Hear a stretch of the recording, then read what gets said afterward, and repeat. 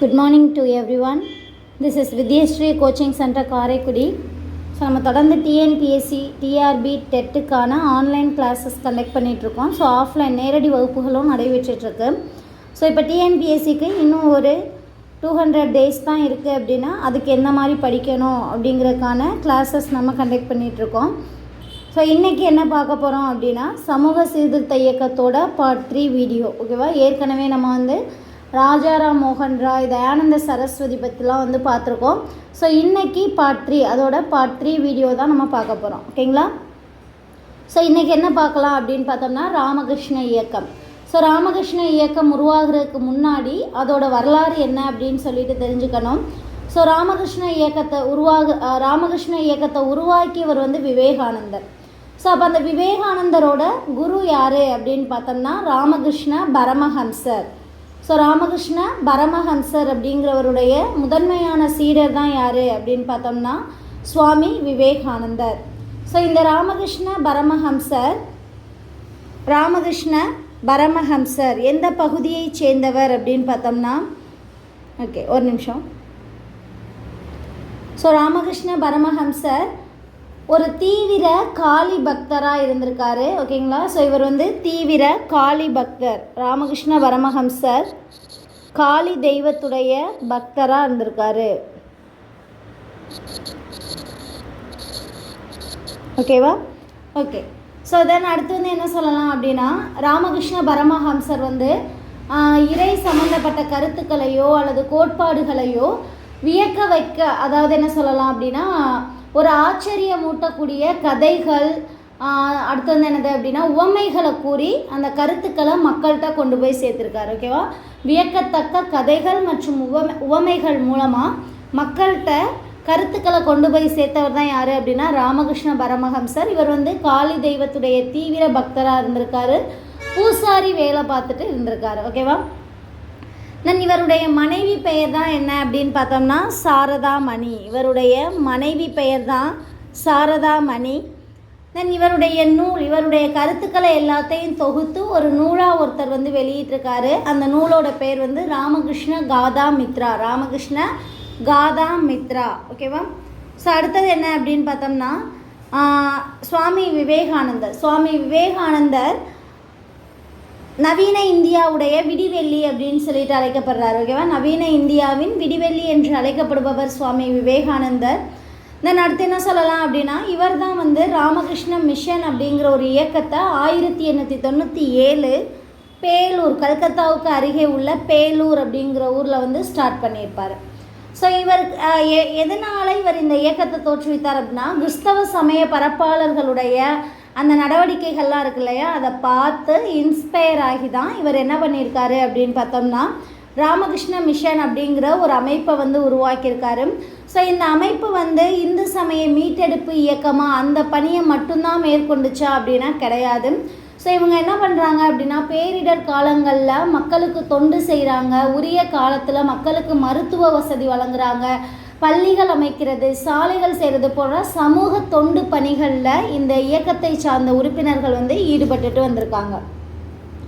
தென் இவர் இந்த அமைப்பு 1897 தான் ஸ்டார்ட் பண்ணியிருக்காங்க. இதுக்கு முன்னாடியே 1893 அமெரிக்காவில் சிகாகோ அப்படிங்கிற இடத்துல நடைபெற்ற உலக இந்து சமய மாநாட்டில் இவர் என்ன பண்ணியிருக்காரு அப்படின்னா ஸ்பீச் கொடுத்துருக்காரு. தென் சுவாமி விவேகானந்தரோட இயற்பெயர் என்ன அப்படின்னா நரேந்திரநாத் தத்தா. ஓகேவா? ஸோ இவரோட இயற்பெயர் நரேந்திரநாத் தத்தா. இவரோட காலம் 1863 1902. தென் அடுத்து ராமகிருஷ்ண பரமஹம்சர் அப்படின்னு பார்த்தோம்னா ஸோ ராமகிருஷ்ண பரமஹம்சர் வேறு என்ன சொல்லியிருப்பார் அப்படின்னு பார்த்தோம்னா அனைத்து மத கருத்துக்களும் ஒரே இலக்கை நோக்கி சென்றடையும் பல்வேறு பாதைகள் அப்படின்னு சொல்லியிருப்பார். அதாவது எல்லா மத கருத்துக்களும் வெவ்வேறு மத பெயர்களின் வழியில், ஆனால் ஒரே இலக்கை தான் நம்ம நோக்கி போயிட்டுருக்கோம். வெவ்வேறு பெயர்களில் ஒரே இலக்கை நோக்கி நம்ம சென்றுட்ருக்கோம் அப்படின்னு சொல்லிட்டு யார் சொல்கிறாரு அப்படின்னா ராமகிருஷ்ண பரமஹம்சர் சொல்லியிருக்காரு. ஸோ இதுவரை என்ன அப்படின்னா ராமகிருஷ்ண மிஷன், அதாவது ராமகிருஷ்ண இயக்கம் பார்த்துருக்கோம். ஸோ அடுத்து நெக்ஸ்ட் என்ன அப்படின்னு பார்த்தோம்னா பிரம்ம ஞான சபை. ஸோ இதுக்கு முன்னாடி நம்ம பார்த்தது பிரம்ம சமாஜம், பிரார்த்தன சமாஜம். சமாஜத்தோட கிளை அமைப்பு தான் பிரார்த்தன சமாஜம். பிரம்ம சமாஜம் ராஜாராம் மோகன் ராய் தோற்றுவித்திருப்பார். அதே பிரார்த்தனை சமாஜம் வந்து ஆத்மராம் பாண்டுரங் அப்படிங்கிறவர் வந்து தோற்றுவித்திருப்பார். ஸோ இப்போ நம்ம பார்க்க போகிறது என்ன அப்படின்னு பார்த்தோம்னா பிரம்ம ஞான சபை. ஓகேவா? ஸோ இப்போ நம்ம பார்க்க போகிற இந்த சபை பேர் வந்து பிரம்ம ஞான சபை. இது எப்போ தோற்றுவித்திருக்காங்க அப்படின்னு பார்த்தோம்னா 1875 அமெரிக்காவில் தான் இந்த அமைப்பை முதலாக தோற்றுவித்திருக்காங்க. 1875. அதே வந்து ராமகிருஷ்ண மிஷன் அப்படின்னு பார்த்தோம்னா 1897. ஓகேவா? ஸோ பிரம்மஞான சபை 1875 அமெரிக்காவில் வந்து தோற்றுவித்திருக்காங்க. ஸோ இந்த அமைப்பை தோற்றுவித்து இதோட தலைவர்களாக இருந்தவங்க யார் அப்படின்னா மேடம் ஹெச்பி பிளவட்ஸ்கி மற்றும் ஹெச்எஸ் ஆல்காட். ஓகேவா? ஸோ மேடம் ஹெச்பி பிளவாட்ஸ்கி மற்றும் ஹெச்எஸ் ஆல்காட் இவங்க தான் வந்து என்ன அப்படின்னு பார்த்தோம்னா இந்த அமைப்போட தலைவர்களாக வந்து பணியாற்றிட்டு வந்திருக்காங்க. ஸோ இந்த ஹெச்எஸ் ஆல்காட் அப்படிங்கிற அம்மையார் வந்து என்ன பண்ணுறாங்க அப்படின்னா அந்த அம்மாவோட வழிகாட்டுதலின்படி தான் நம்ம படிக்கக்கூடிய அயோத்திதாசர் என்பவர், தமிழ்நாட்டை சேர்ந்த அயோத்திதாசர் என்ன பண்ணுறாரு அப்படின்னா புத்த மதத்தை நோக்கி வந்து போகிறாரு. ஓகேவா? ஸோ அடுத்து வந்து என்னது அப்படின்னு பார்த்தோம்னா இந்த அமைப்பு 1875 அமெரிக்காவில் தொடங்கப்பட்டதுன்னு சொன்னோம். ஸோ இதை எப்போ வந்து சென்னை அடையாருக்கு மாற்றுறாங்க அப்படின்னா 1886 வந்து சென்னை அடையாருக்கு மாற்றுறாங்க. இந்த அமைப்பு என்ன சொல்லுது அப்படின்னா பௌத்தம் மீண்டும் புத்துயிர் பெறுவதற்கு இந்த அமைப்பு வந்து ரொம்ப முக்கிய பங்காற்றிருக்கு. ஓகேவா? ஸோ அழிஞ்சிட்ருக்க சைவம் வைணவம் இதெல்லாம் வந்து தலை தோங்கி வளரும்போது சமணம் பௌத்தம் எல்லாமே வந்து நம்ம தமிழ்நாட்டிலையும் சரி இந்தியா அளவுலையும் சரி அழிய தொடங்குச்சு. ஸோ அப்போ அந்த அழிந்து கொண்டிருக்கக்கூடிய அந்த பௌத்தத்தை மீண்டும் புத்துயிர் பெறுவதற்கு இந்த அமைப்பு வந்து முக்கிய பங்காற்றியிருக்கு அப்படின்னு சொல்கிறாங்க. நான் அடுத்து வந்து என்ன சொல்லலாம் அப்படின்னா இந்து மத நூல்களான பகவத்கீதை புனித நூல்களை வந்து படிக்கணும் அப்படிங்கிறதையும் உபநிடதங்களையும் பகவத்கீதை கருத்துக்களையும் படிக்கணும் அப்படின்னு சொல்லிட்டு மக்கள்கிட்ட வந்து இந்த அமைப்பானது பரப்பிட்டு இருந்திருக்காங்க. ஓகேவா?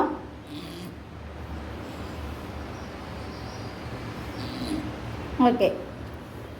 ஸோ அடுத்து வந்து ஹெச்எஸ் ஆல்காட். இந்த ஹெச்எஸ் ஆல்காட் அம்மா இறந்ததுக்கப்புறம் இந்த பிரம்மஞான சபையோட ஹெட்டாக யார் வர்றாங்க அப்படின்னா அன்னி பெசன்ட் அம்மையார். இவங்க வந்து ஒரு அயர்லாந்து நாட்டை சேர்ந்தவங்க. இவங்க இந்தியாவுக்கு 1893 தான் இந்தியாவுக்கே வர்றாங்க. ஓகேவா? ஸோ அயர்லாந்து நாட்டை சேர்ந்தவங்க அன்னி பெசன்ட் அம்மையார் இந்தியாவுக்கு 1893 தான் வந்திருக்காங்க. ஸோ சேம் இதே இயரில் வேறு இன்சிடெண்ட் என்ன ஞாபகம் வச்சுக்கலாம் அப்படின்னு பார்த்தோம்னா விவேகானந்தர் அமெரிக்காவில் சிகாகோ அப்படிங்கிற இடத்துல இந்து சமயம் குறித்த கருத்துக்களை வந்து அந்த ஸ்பீச் கொடுத்துருக்காரு அப்படிங்கிறத ஞாபகம் வச்சுக்கலாம். ஸோ அடுத்தது பாருங்கள் தென் அன்னி பெசன்ட் அம்மையார். இந்த அன்னி பெசன்ட் அம்மையாருடைய முக்கியமான பத்திரிகைகள் வந்து நியூ இந்தியா, காமன்வெல்த். ஸோ இந்த காமன்வீல். ஓகேவா? நியூ இந்தியா மற்றும் காமன்வீல் அப்படிங்கிற தன்னுடைய 2 பத்திரிகைகள் மூலமாக கருத்துக்களை வந்து என்ன பண்ணுறாங்க அப்படின்னா மக்கள்கிட்ட கொண்டு போய் சேர்க்குறாங்க. ஸோ இது வந்து பிரம்ம ஞான சபை. ஸோ ஃபஸ்ட்டு பார்த்தது ராமகிருஷ்ண மிஷன். ஸோ அடுத்து வந்து என்னது அப்படின்னு பார்த்தோம்னா பிரம்ம ஞான சபை. ஸோ இப்போ பார்க்க போகிறது என்ன அப்படின்னு பார்த்தோம்னா சத்திய சோதக் சமாஜம். ஸோ இந்த அமைப்பு வந்து எப்போ தோற்றுவித்திருக்காங்க அப்படிங்கிறத நம்ம பார்க்கலாம். இந்த அமைப்பை வந்து முதலாக தோற்றுவித்தவர் யார் அப்படின்னு பார்த்தோம்னா ஜோதிபா பூலே. ஸோ ஜோதிபா பூலே எங்கே அப்படின்னு பார்த்தோம்னா மகாராஷ்டிராவை சேர்ந்தவர் தான் வந்து ஜோதிபா பூலே. 1827 பிறந்திருக்காரு. ஸோ இவர் என்ன பண்ணுறாரு அப்படின்னா ஒடுக்கப்பட்ட மக்களுக்கு சம உரிமை வழங்கப்படணும் அப்படின்னு சொல்லிட்டு இவர் போராடி இருப்பார். ஸோ இந்த ஜோதிபா பூலே வந்து மாலி அப்படின்னு சொல்லக்கூடிய தோட்ட வேலை செய்யக்கூடிய சமூகத்தை சேர்ந்தவங்க. தோட்ட வேலை செய்யக்கூடிய மாலி என்று அழைக்கக்கூடிய சமூகத்தை சேர்ந்தவர் தான் வந்து யார் அப்படின்னா ஜோதிபா பூலே.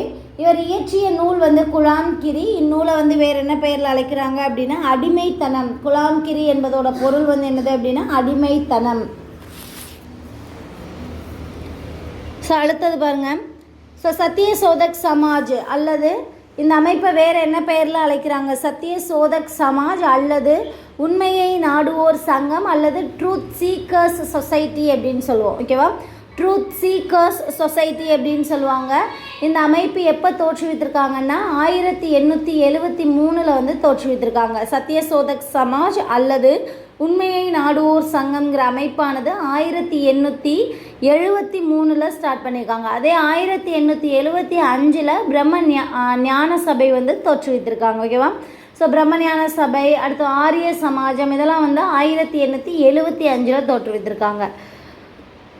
தென் அடுத்து ஜோதிபா பூலேயோட மனைவி பெயர் வந்து என்னது அப்படின்னா சாவித்ரிபாய் பூலே. ஸோ இவங்க 2 பேரும் சேர்ந்து பெண்களுக்கான முதல் பள்ளியை வந்து எங்கே தொடங்கியிருக்காங்கன்னா பூனேவில் 1851 அல்லது 52. ஸோ இந்த காலகட்டத்தில் பூனேவில் பெண்களுக்கான முதல் பள்ளியை வந்து தொடங்கியிருக்காங்க. அந்த பள்ளியில் முதல் பெண் ஆசிரியராகவே யார் பணியாற்றியிருக்காங்க அப்படின்னு பார்த்தோம்னா சாவித்ரிபாய் பூலே. ஸோ இது வந்து என்ன அப்படின்னு பார்த்தோம்னா சத்யசோதக் சமாஜம்.